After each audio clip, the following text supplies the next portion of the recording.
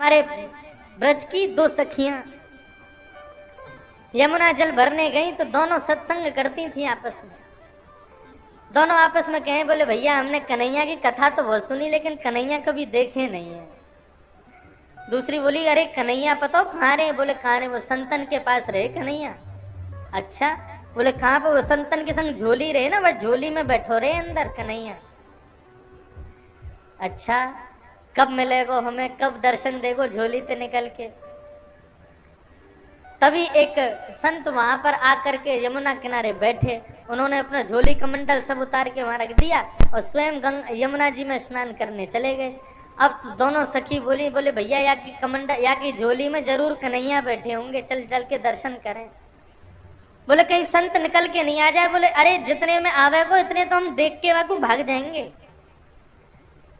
अब संत की झोली खोली, वो झोली में खूब सारे ग्रंथ निकले, ग्रंथों को निकाला, आदि आदि सब निकाले। नन्हे से डिब्बे में डिब्बा खोल करके देखा, डिब्बे में से कपड़ा हटाया तो लड्डू गोपाल उसमें विराजमान। अब तो सखियां दोनों आपस में, देख देख गोपाल जी, देखी बेटो कन्हैया। अरे बहन कितना सुंदर है कन्हैया। नन्हे से गोपाल जी हाथ में माखन लेके बैठे, लड्डू गोपाल।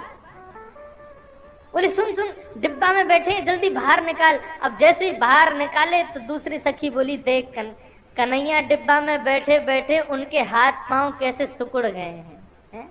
अब लड्डू गोपाल के तो हाथ पांव ऐसे ही रहते हैं, लेकिन गोपी का भाव कैसा? बोले देख हाथ पांव डिब्बा में बैठने से सिकुड़ गए इनके।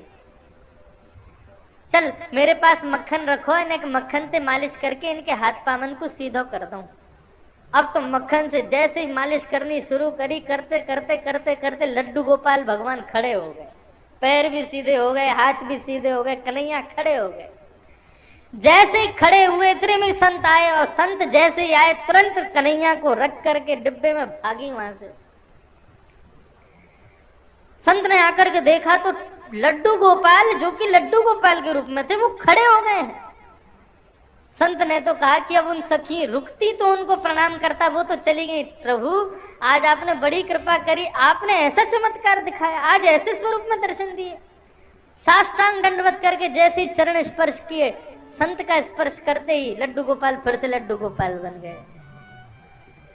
संत के नेत्रों से आंसू बहने लगे, 2-4 घंटे रोता ही रहा। बोले प्रभु उन सखियों को ये तक नहीं पता कि आपके भोग के लिए मंत्र क्या बोलना चाहिए, आपका स्पर्श कैसे करना चाहिए, आपका भोग कैसे लगाना चाहिए।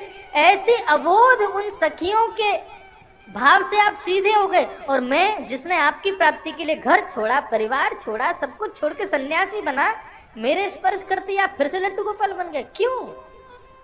आपको मैं प्रिय नहीं?